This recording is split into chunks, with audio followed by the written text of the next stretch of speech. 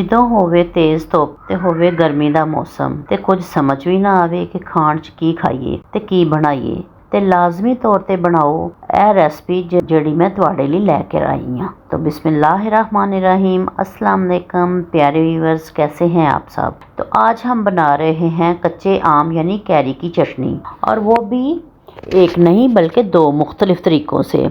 एक बनेगी प्याज और टमाटर के साथ चटपटी सलाद स्टाइल, और दूसरी ऐसी खट्टी मीठी चटनी के इसके साथ आप एक की जगह दो रोटियां खा जाएंगे। तो चलिए बगैर वक्त ज़ाया किए चलते हैं किचन में और देखते हैं कि ये दोनों मज़ेदार चटनियां कैसे तैयार होती हैं। तो चलिए सबसे पहले हम बनाते हैं प्याज और टमाटर वाली कैरी की चटनी। इसके लिए यहाँ मैंने ली है बिल्कुल फ्रेश कैरी यानी कच्चा आम, और साथ ही मैंने लिए हैं बड़े साइज के ज़बरदस्त सुरख सुरख टमाटर, चटपटेपन के लिए हरी मिर्चें, और इसके साथ ही यहाँ मैंने 8 से 10 कलियां लहसुन की ली हैं। तो चलिए अब चलते हैं अपने नेक्स्ट स्टेप की तरफ। यहाँ मैंने एक पैन ली है और इसे चूल्हे पर मीडियम टू लो फ्लेम पर रख दिया है। अब इसमें मैं डालती हूँ 1 से 2 चम्मच ऑयल के। मैं यहाँ सरसों का ऑयल इस्तेमाल कर रही हूँ क्योंकि इस चटपटी चटनी का जायका लाजवाब आता है सरसों के तेल में। लेकिन अगर आपके पास सरसों का तेल नहीं है तो फिक्र की कोई बात नहीं है, आप आम कुकिंग ऑयल में भी इसको बना सकते हैं। तो यहाँ टमाटरों को मैंने आधा आधा काट लिया है, और साथ ही इनका जो सफ़ेद वाला हिस्सा था वो मैंने काट दिया है क्योंकि ये थोड़ा सा सख्त होता है और जल्दी गलता नहीं है। इसी तरह मैंने कैरी को भी काट लिया है, इसकी गुठली हम निकाल देंगे। अब मैं पैन में टमाटर, कैरी, लहसुन की कलियां और साबुत हरी मिर्चें डाल देती हूँ। साथ ही इसके ऊपर मैं डालूंगी आधा टेबल स्पून नमक और तकरीबन आधा कप पानी। अब इसे ढककर पकने देंगे क्योंकि हमने इसमें कैरी डाली है, तो पानी की वजह से ये सब चीज़ें जल्दी और बहुत अच्छे से टेंडर हो जाएंगी।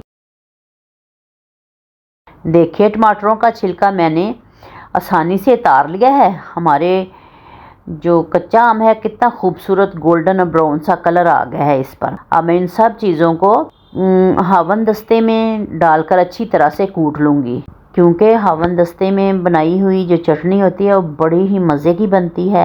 आप भी एक दफ़ा बना के देखिएगा। गर्मियों के मौसम में जब फ्रेश कैरी आती है तो ये चटनी लाजमी बनाई जाती है। ये ना सिर्फ मज़ेदार है बल्कि हमारी सेहत के लिए भी फ़ायदेमंद है। इसमें भरपूर एंटीऑक्सीडेंट, विटामिन सी और ऐसे हेल्दी एंजाइम्स होते हैं जो हमारी इम्यूनिटी यानी हमारी क़ुव्वत मुदाफ़त को स्ट्रॉन्ग करते हैं और हमारे हाजमे और पेट की सेहत को बहुत बेहतर बनाते हैं। इतनी शदीद गर्मी में ये लाइट सी चटनी हीट स्ट्रोक से भी बचाती है।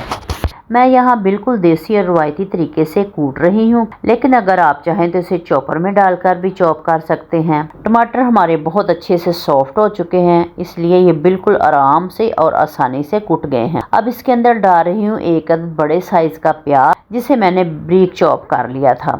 प्याज को चॉप करने के बाद मैंने इसको हल्का सा प्रेस करके इसका पानी निकाल दिया है, ताकि चटनी हमारी बिल्कुल पतली ना हो जाए और इसका टेक्सचर ज़बरदस्त रहे। अब इसके अंदर बाकी चीज़ें भी ऐड करती हूँ। कैरी का जो अंदर वाला गुद्दा है उसको हम चम्मच की मदद से स्कूप आउट कर लेते हैं। चीज़ें इतनी नरम हो चुकी हैं कि बस 1 मिनट में यानी बहुत जल्दी से फटाफट सॉफ्ट होकर मिक्स हो जाएंगी। अब इसके अंदर एक अदद लीमू स्क्वीज़ करूँगी। लीमू डालने से एक तो इसका टेस्ट बहुत चटपटा हो जाएगा और दूसरा इसकी शेल्फ लाइफ भी बढ़ जाएगी, यानी ये चटनी जो है जल्दी ख़राब नहीं होगी। और साथ ही अब बारी आती है कुछ मसालों की। तो मसालों में यहाँ मैंने डाला है 1 टेबल स्पून सूखा धनिया कुटा हुआ, 1 टेबल स्पून कश्मीरी लाल मिर्च, इससे रंग बहुत ज़बरदस्त आएगा हमारी चटनी का। 1 टेबल स्पून काली मिर्च का पाउडर, 1 टेबल स्पून काला नमक जो हाजमे के लिए बहुत ही बेहतरीन है, और साथ ही 1 टेबल स्पून जैगरी पाउडर यानी शक्कर। अगर आपके पास शक्कर ना हो तो आप इसमें गुड़ भी बारीक करके ऐड कर सकते हैं। माशाल्लाह हमारी प्याज और टमाटर वाली कैरी की चटनी बिल्कुल तैयार है, और अब इसे पराठे के साथ इंजॉय करें या फिर दाल चावल के साथ। मैं तो इसे गरम गरम क्रिस्पी पराठे के साथ खा रही हूँ, और यकीन माने ये बहुत ही मज़ेदार, बहुत ही टेस्टी बनी है। तो चलिए अब बिना वक्त ज़ाया किए चलते हैं नेक्स्ट रेसिपी की तरफ, जो है कैरी की ज़बरदस्त खट्टी मीठी चटनी। तो चलिए अब शुरू करते हैं अपनी दूसरी रेसिपी। यहाँ एक पैन मैंने लिया है, 1 से 2 टेबलस्पून ऑयल और इसके अंदर मैं डाल रही हूँ आधा टेबलस्पून ज़ीरा और आधा टेबलस्पून कलौंजी। इन दोनों चीज़ों को हमने ऑयल में हल्का सा कड़कड़ाना है और जैसे ही ये क्रैकल हो जाएं तो इसके अंदर मैं डाल रही हूँ कैरी। यहाँ मैंने 2 से 3 अदद कैरी को क्यूब्स की फॉर्म में काट रखा था।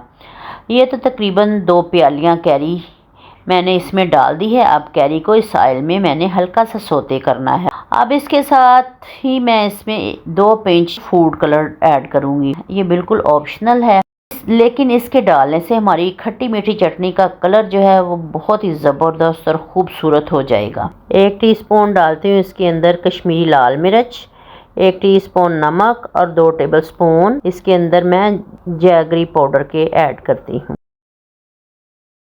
अब इसमें हम पानी डालकर इसे ढक कर रख देंगे। तकरीबन 8 से 10 मिनट के अंदर ही माशाल्लाह ये बहुत अच्छे से टेंडर हो जाएगी और बहुत ज़बरदस्त हो जाएगी। अब हम चूल्हा बंद कर देंगे और इसे थोड़ा सा ठंडा होने के लिए रख देंगे। देखिए माशाल्लाह ये कितने अच्छे से सॉफ्ट हो चुकी है। अब मैं तो इसे स्पैचुला की मदद से हल्का हल्का दबाकर मैश कर रही हूँ, क्योंकि मुझे इस चटनी का थोड़ा सा खड़ा खड़ा यानी हल्का सा टेक्सचर फॉर्म में ही होना पसंद है, जो बाइट में बहुत मज़े का लगता है। लेकिन अगर आप इसे बिल्कुल ही स्मूथ और बारीक मैश करना चाहते हैं तो आप पोटैटो मैशर का इस्तेमाल कर सकते हैं या फिर इसे हल्का सा ब्लेंड भी कर सकते हैं।